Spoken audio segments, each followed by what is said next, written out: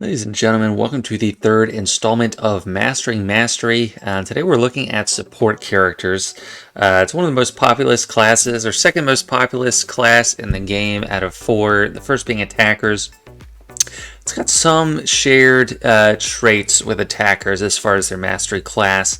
For instance, strength attacker and strength support both have defense penetration as one of the mastery characteristics. And accuracy is also one that is shared there for a few attackers. Looking at these three classes, strength, agility, and tactics support, the best class in my opinion is agility support. You get some crit damage, crit chance, but also dodge is the big thing. That is really impactful. Tactics support, which is has the most support characters. It's okay, crit avoidance and damage is good. Accuracy, which is present in both the strength and tactics, is kind of disappointing. It's not useful most of the time, and health steal is really not good. There's such a low amount. It's pretty embarrassing. And if you didn't watch the first one, this table is just showing how much of a stat boost you get per 1 point of mastery. So when you look at a character, you're going to see a mastery number in their stats, and if you multiply that number by this, you should get what the character is actually getting stat-wise from its current mastery. And first we're going to look at who belongs to the strength support class, and yes, Nihilus is one of them. We have 14 total. We got Fifth Brother, Ayla, Mom Enforcer, GBA, all these characters here. Zori is probably the newest addition, I think. Yes, for sure, she is the newest addition to this class. Nihilus, Grief are some highlights, GBA, pretty good. And here's some examples of the stats you're getting from just mastery in general. So when you level up with relics, you're going to get stat boosts that are just general stat boosts, and then those due to mastery. Luckily for strength support, all of these are not natural boosts, so they're not happening just from normal relic levels. So all the numbers you see here are just directly due to mastery. And at relic 3, nothing too impressive. Relic 5, also not impressive. The whole thing with them, it's not that great. I mean, health steal, these are pathetic numbers. We've seen with Datacrons what health steal can do, but in these numbers, it's just pitiful. So it's almost like a wasted stat. Accuracy is not coming into play. And I don't have any strength support characters at relic 7, so I had to use Padme as the high relic example, and that's relic 8. And you see the mastery numbers go from 15 to 25 to 60. Then you multiply that by what's in the table, and you get these outcomes. Probably the best character here is Zori, probably just because she's newest. None of them manipulate mastery, but when they're having their mastery manipulated, it's not going to be super impactful either. I mean, armor penetration, if it went crazy off the wall, you might start doing more damage, but most of the characters here are not damage dealers to begin with. Next, we got the agility support class, of which one of the newest members is Cal here. And it also has exactly 14 members thanks to 2 new additions of Sirajunda and Cal Kestis. And before that it was just 12. And I think this has the best stats in terms of mastery class boost for support characters. The ones that make the best use out of it are probably Dash and Sortie. Shakti can make some use out of it. Dodge helps anybody. And Newt gets a little bit evasive, but most of these characters are not super good. I mean, the 2 new ones, yeah, they're looking pretty good, and getting that extra dodge with them is going to be pretty nice once you get them at higher relics. At relic 7, you get almost 16% dodge. At relic 5, 8.75. Relic 3, 5.25%. The crit damage boost, I mean, it's kind of nice, but it's not that impressive. The crit chance is a natural stat that gets boosted, but it's sometimes, and this I was able to take from special damage. This is actually the special crit chance. All these characters gained physical crit chance naturally from relicking up, but I was able to isolate it so they're getting exactly this much extra crit chance. But for physical damage attackers, it's benefiting them a lot more. Like Dash gets like close to 30% crit chance on physical because that is his boost.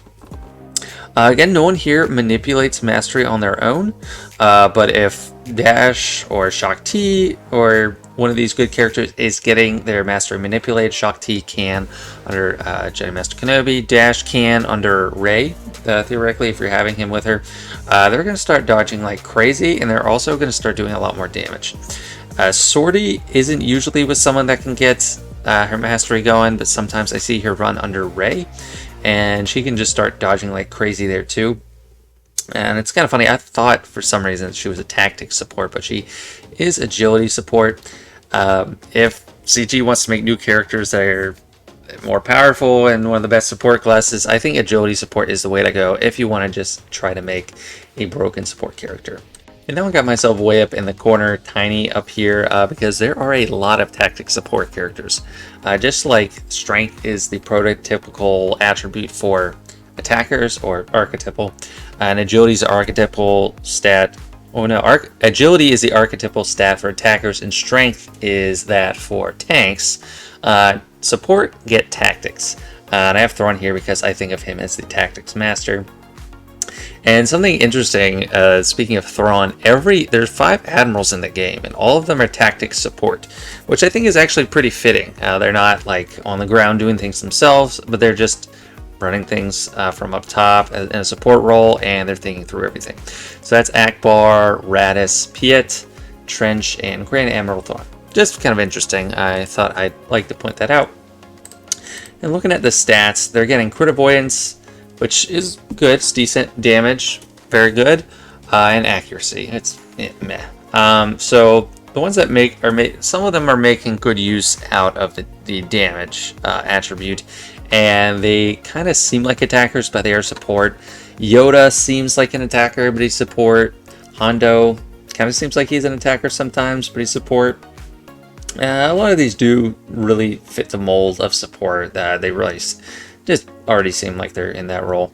And this is where the only support galactic legend lives. Jabba is a tactic support himself, so he is benefiting from that crit avoidance and damage. You know, not a great mix with him because he's not really dealing damage much himself. It's only when he tosses that bomb, which outside of Conquest isn't very great. And Aphra, she's a tactic support too. Just lots of good characters here. The only ones, though, that I'm pretty sure the only ones that manipulate mastery in this class are Jabba and Trench, and I'm going to look at them right now.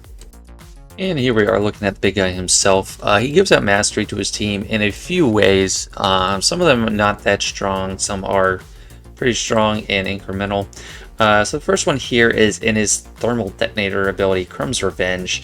It deals some thermal detonators, and whenever one of those thermals from this ability specifically expires, pretty much everyone on the team, Bounty Hunter, Cartel, Smuggler, they gain 2% mastery until the end of the encounter. So that's not going to come out to too much. It's like, this gives a thermal detonator an extra one for each 20% of ultimate charge. So you're going to max out, if you use this when he had full ult, that's 6 thermals on everyone. So that's maxing out to like 60% mastery from this, but more likely it's going to be like, I don't know, 10 to 30%. On his leadership, he gives a flat 30% mastery. Okay, it's not really much. But probably the biggest manipulation of mastery he has is on the reward for his contract. So once you get off the reward and everyone gets this contract, allies with My Kind of Scum have 55% mastery for each stack and then recover their protection. And a lot of times I see them with like 5 stacks plus. So they're going to have like 275% mastery, like upwards sometimes. Makes them very tough, makes them deal a lot of damage, and for Chrysanthemum get very tanky. Other places he manipulates is, I think, just the payout. He gives himself 40% mastery once he gets his payout, which is okay. But the biggest thing is just that reward that goes out to everyone. And I'm pretty sure that's all the mastery manipulation he does. Then last, and probably also least, is Trench. It's only in an Omicron, and the mastery boost is very small. While in territory wards, non-droid separatist allies have plus 50% mastery. And that's it. It's only in territory wards, only a flat gain. There's no kind of stacking. Yeah, just not much to him for mastery manipulation. So that's all I have for you on Mastering Mastery Support. Hopefully it was nice to see all the characters in each class in one place. Not too much manipulation going on directly from support characters, but how you got to keep it in mind is how they'll work with other Galactic Legends that manipulate Mastery a lot. IG Ray, and JMK, kind of the light side ones boost it more. Jedi Master Luke doesn't boost a ton, it's a lot of flat boost. But anyway, I hope you learned something. Let me know what you think, and I'll see you for the last one, which will be smaller, and it'll be on healers.